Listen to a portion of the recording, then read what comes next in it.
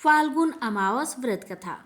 सनातन धर्म में अमावस्या तिथि को विशेष पुण्यफल देने वाली माना जाता है।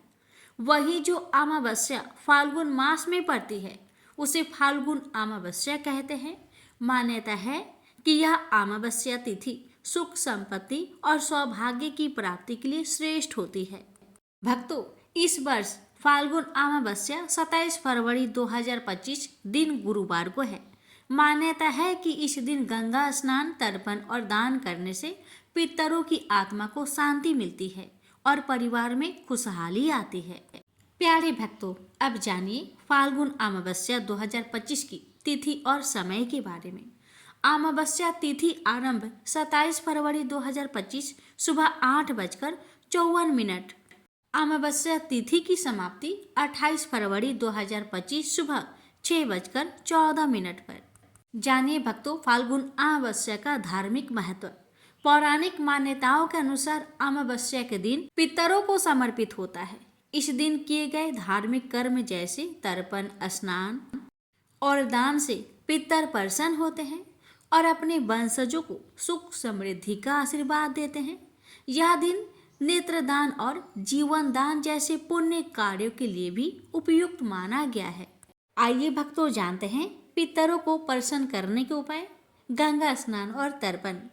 स्नान के दौरान जल में काले तिल डालें और पवित्र नदियों में स्नान करें।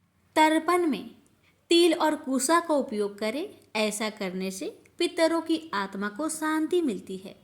जानिए पीपल पूजन। सुबह पीपल के पेड़ पर जल अर्पित करें। शाम को गाय के शुद्ध घी का दीपक जलाएं और पितृ सूक्त का पाठ करें। यह क्रिया पितरों की आत्मा को तृप्त करती है। जानिए धूप और दीप अर्पण। गाय के गोबर से बने कंडे पर घी और गुड़ डालकर धूप दे। पितृ देवता भयो अर्पण मस्तु मंत्र का जाप करें।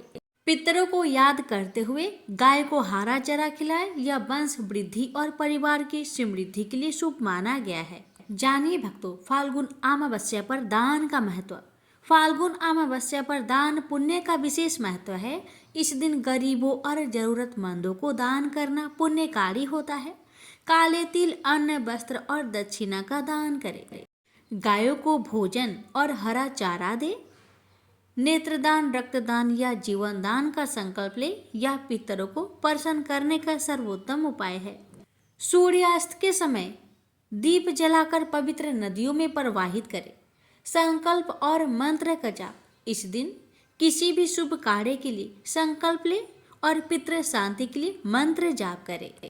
फाल्गुन अमावस्या 2025 का यह पवित्र दिन हमें पितरों के प्रति अपनी श्रद्धा व्यक्त करने का अवसर देता है। गंगा स्नान, तर्पण और दान जैसे धार्मिक कर्म करने से न केवल पितरों की आत्मा को शांति मिलती है, बल्कि उनके आशीर्वाद से हमारे जीवन में सुख, शांति और समृद्धि आती है। इस शुभ दिन पर धार्मिक क्रियाओं का पालन अवश्य करें और अपने पितरों को प्रसन्न करें। प्यारे भक्तों, अब रसपान करेंगे फाल्गुन अमावस की व्रत कथा। अमावस्या के दिन इन कथाओं को सुनने से पुण्य की प्राप्ति होती है और हर मनचाही इच्छा पूरी होती है, ऐसा भी कहा जाता है। अमावस्या के दिन इस व्रत कथा को सुनने से व्यक्ति के सभी पाप दूर होते हैं और मनोवांछित फल की प्राप्ति होती है। ऐसे में चलिए रसपान करते हैं फाल्गुन अमावस्या की व्रत कथा। ओम नमः शिवाय। हर हर महादेव। ओम नमो भगवते वासुदेवाय। जय श्री गणेश। पौराणिक कथा के अनुसार कांचीपुर नगर में देवस्वामी नामक ब्राह्मण अपने परिवार के साथ रहता था। देवस्वामी की पत्नी का नाम धनवती था। उसके 7 बेटे और एक बेटी थी जिसका नाम गुणवती था। एक बार देवस्वामी ने अपनी पुत्री गुणवती के विवाह के लिए एक ज्योतिषी के पास उसकी कुंडली देखने के लिए भेजी। ज्योतिषी ने गुणवती की कुंडली देखकर भविष्यवाणी की कि गुणवती के विवाह के बाद उसके पति की मृत्यु हो जाएगी।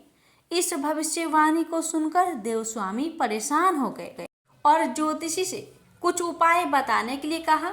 ज्योतिषी ने देवस्वामी को बताया कि सिंघल द्वीप में एक पतिव्रता महिला रहती है जिसका नाम सोमा धोबिन है। वह महिला अपने पुण्य दान करके इस दोष को समाप्त कर सकती है।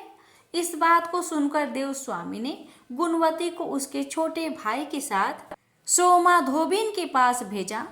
दोनों भाई बहन समुद्र को पार करने के बारे में सोचने लगे। जब उन्हें कोई रास्ता नहीं मिला तो वे यात्रा के दौरान दोनों समुद्र किनारे एक पीपल के पेड़ के नीचे आराम करने के लिए रुक गए। उस पेड़ पर एक गिद्ध का परिवार रहता था। गिद्ध के बच्चे ने उन दोनों भाई बहन की सारी बातें सुन ली और अपनी माँ से कहा कि इन दोनों की मदद करो। फिर गिद्ध की माँ ने दोनों भाई बहनों को समुद्र पार करवा दिया और वे सोमा धोबिन के घर पहुंचे।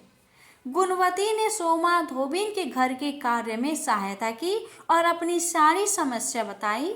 इसके बाद सोमा ने गुणवती के घर जाकर उसकी शादी के दिन पूजा पाठ करके अपने पुण्य गुणवती को दान कर दी और इससे गुणवती की कुंडली में वैधव दोष दूर हो गया।